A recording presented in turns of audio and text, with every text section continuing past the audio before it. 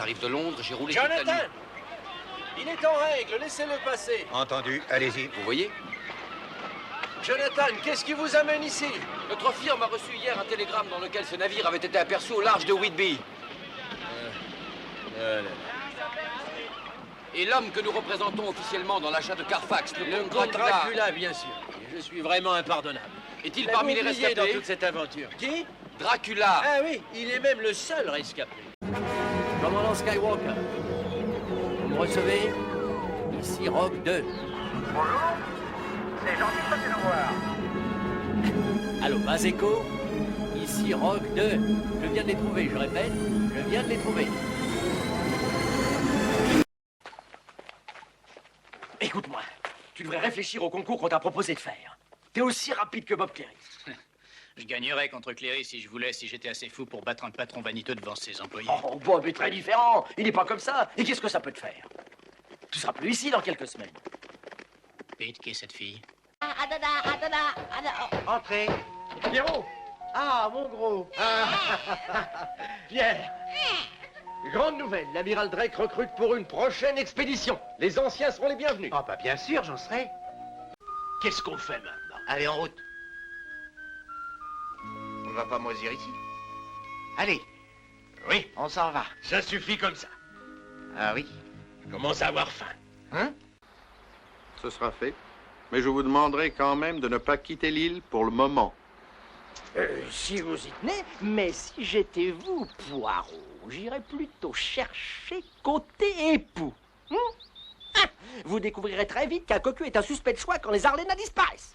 À peine si j'ai pu avoir le vaisseau. C'est déjà ça.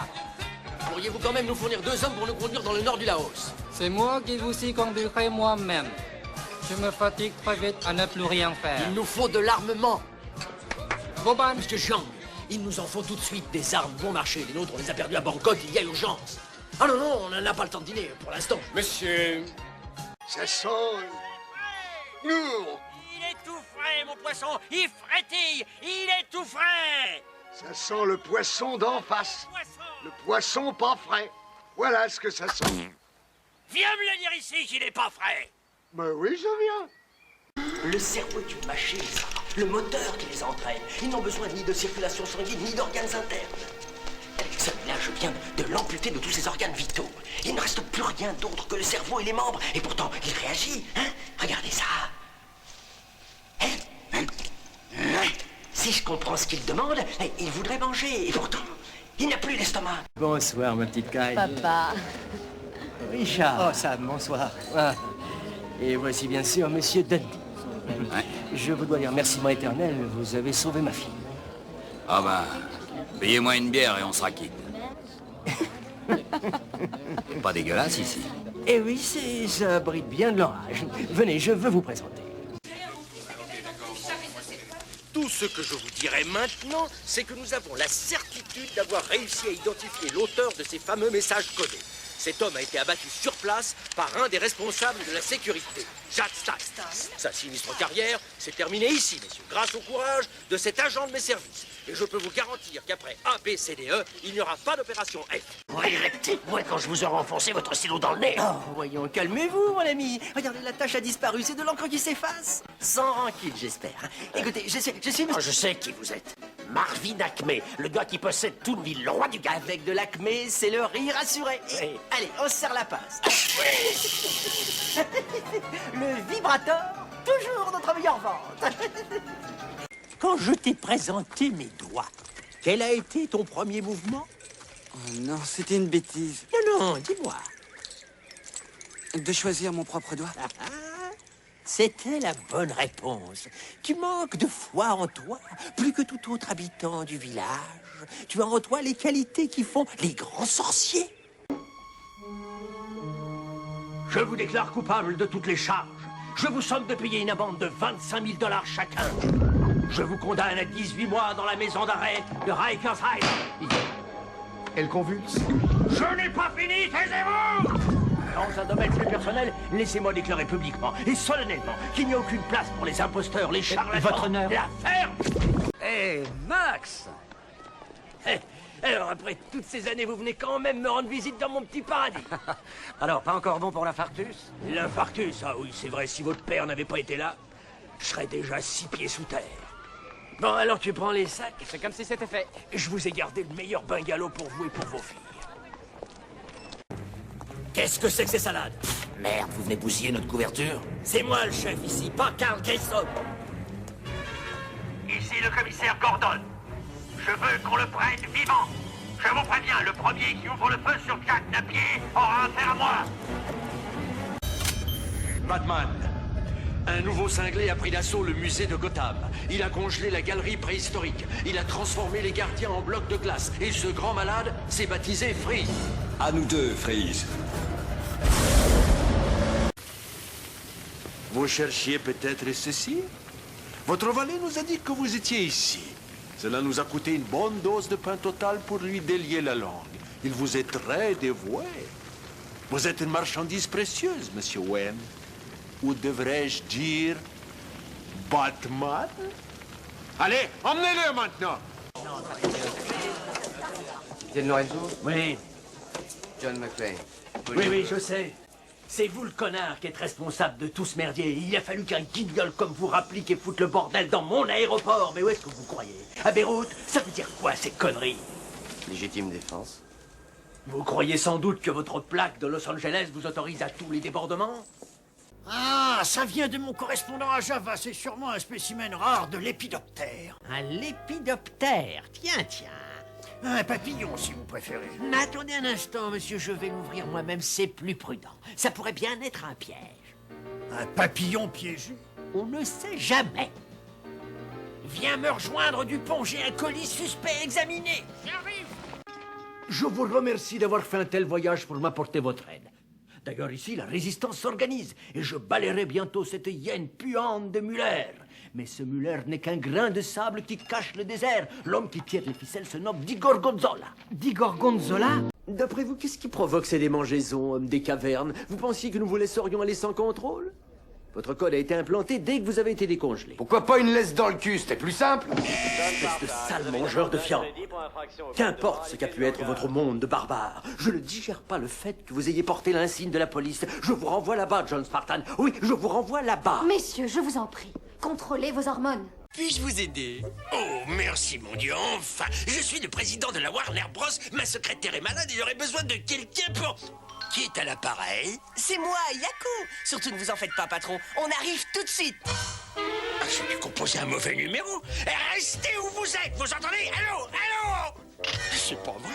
Qu'est-ce que j'ai fait? Où sont mes aspirés? Pour commencer, on l'appelle par son vrai nom, Monsieur Flagenheim. Nous sommes tous calmes, bien élevés, des gens simples et exactement comme eux. Et on a l'administration sur le dos, ils comprendront ça. Plus question de se bagarrer ni de courser les femmes de chambre. À partir de maintenant, on ferme la bouche en mangeant. C'est des conneries. Autre chose, les grossièretés sont interdites. Pas de whisky, ni de femmes, ni de castagne. Ça change de la ville ici. Pour des amputés ou des anciens combattants, des gens extrêmement âgés, avec un pied dans la tombe. Vous avez de la chance si vous n'avez qu'un pied dans la tombe, monsieur Blicor, parce que je peux vous aider avec 2 pieds. Vous feriez mieux de dépenser votre argent chez le croque-mort. Monsieur Johnston, je veux les meilleurs soins pour ce monsieur. Alors appelez une de nos meilleures soignantes. Ah, Tombe. Oui, appelez l'infirmière Tombe. Un pied dans la tombe. Oui, je viendrai vous voir moi-même demain matin. Enfin, si vous êtes toujours vivant. Merci. Merci, madame. Non, attends une minute, il faut me laisser une seconde. C'est à moi de prendre la décision. On n'a pas beaucoup de temps pour penser ici. D'accord. C'est toi qui t'en occupes, d'accord? Papa. J'ai dit que c'est Trent qui va régler ça, d'accord? Je t'ai pas entendu dire d'accord. D'accord. Quoi? Qu'est-ce que tu as dit? D'accord. C'est très bien. Alexander Falco. Ah. Messieurs, félicitations. Félicitations pour votre découverte. Merci. Je suis un grand admirateur de la rue. Un verre d'eau de plus. Oui, Monsieur Falco est le plus grand collectionneur de la rue au monde. C'est comme collectionner les timbres, sauf que c'est plus gros, c'est ça? Venons-en au fait. La rue, j'ai ses ouvrages, j'ai sa correspondance. Le sous-secrétaire à la Défense, Daniel Harper, a parlé devant le Congrès du scandale très controversé de Cirez. L'utilisation des fournisseurs privés entre totalement dans le cadre des dépenses du ministère de la Défense. Il me tarde qu'ait lieu le procès Cirez. J'ai la confiance absolue que le ministère sera disculpé de l'accusation de détournement de fonds publics. Merci, Monsieur le Président, de m'avoir donné l'occasion de m'exprimer. Vous vouliez... Elle voulait voir les hélices. Je l'ai toujours dit, les femmes et les machines ne font pas bon ménage. C'est bien comme ça que ça s'est passé? Oui. Oui, c'est à peu près ça. Alors ce garçon est un héros, c'est tout à ton honneur, mon garçon, bravo. Tout est bien qui finit bien. Retournons à notre brandy. Venez. Eh bien, monsieur Charquet, on se vautre dans le sable maintenant? Pas de ça! Je vous l'interdis! Professeur Mortimer, quelle bonne surprise! Ça se paiera. Venez, venez! Je vais vous faire visiter. Puisque c'est une théorie qui n'a jamais été testée. Fermez-la. Je vous apporte Bien. un petit cadeau pour vous souhaiter bon voyage. Poudre à canon, nitroglycérine et fusil calibre 44. Coleman, d'où vous vient cette science des explosifs? Marshall Coleman. Le président estimait qu'il fallait veiller sur vous, mais la gravitation dépasse mes compétences. Bonne chance. Lâche ton revolver, Clolard. Bande de crétins. Il ne fallait pas qu'il sache mon nom. Donne-moi les cailloux. Il est dans la mallette. Comment? Dans la mallette. T'as mis les cailloux dans la mallette? Alors ouvre-la et donne-les-moi. Oh, Karl, on a des rats au grenier. Pensez à mettre des pièges. Des rats? Oui, hélas. Mais le grenier est propre. Alors, nous avons des rats propres. Non, non, pas de rats. Je les ai entendus galoper. Peut-être les tuyaux. Oui, ou peut-être des rats. Soyez gentils d'aller acheter des pièges. Je demande à voir. Je suis prêt. T'es beau comme une loco à vapeur, fiston. Ah, j'en connais un qui veut impressionner sa petite chinoise. Il y a de la confidence dans l'air.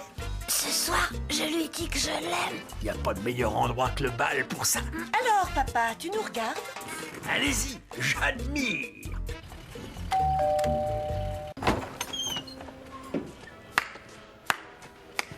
Je dois dire, capitaine, que vous avez un don pour le vieux mélodrame.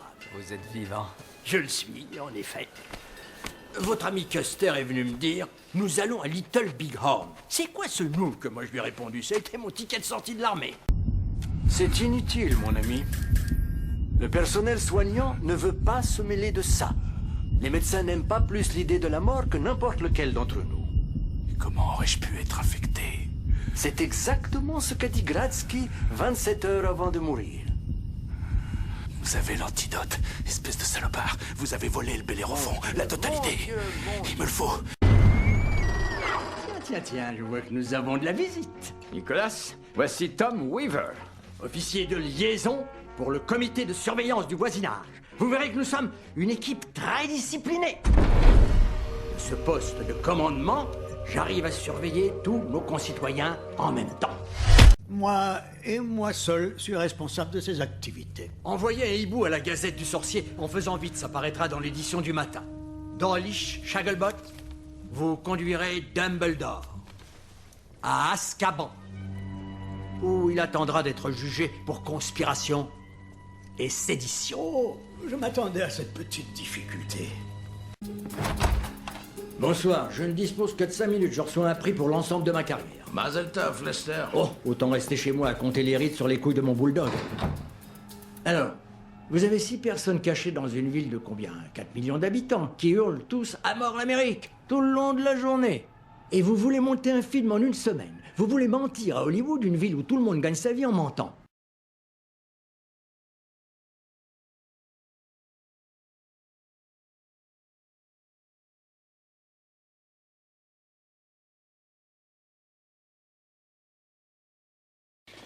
Bon, très bien.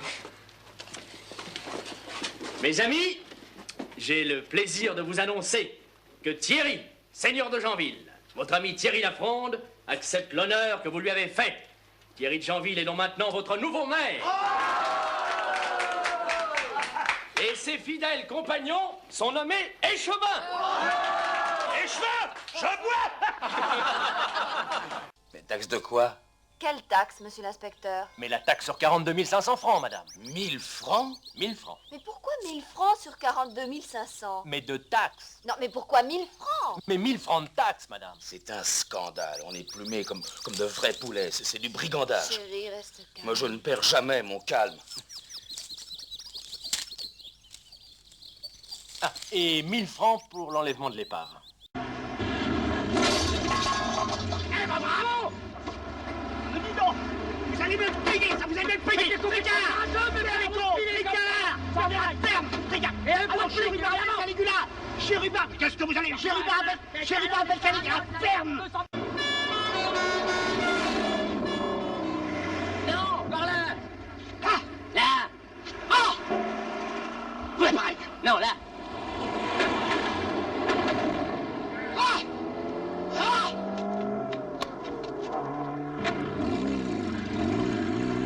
Oui. Unité 3 fois et le 5. 3 et 2, 5. Pour la cabine de Montignac. Monsieur, pour la cabine de Montignac. Oui. Par Casals. On s'en fout. Oui, j'attends, d'accord. C'est ça.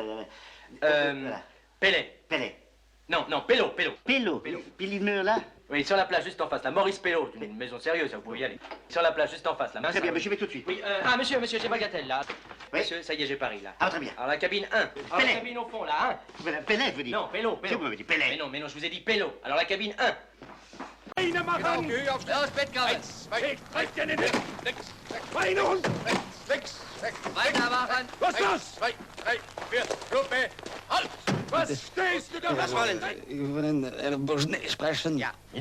c'est au poil votre combine, hein. J'ai une fausse carte d'identité, les papiers de la bagnole sont bidons, il y a 2 mitraillettes dans le coffre, ah ça on peut pas dire. On s'emmerde pas avec vous. On fignole, mon pote. Ah oui.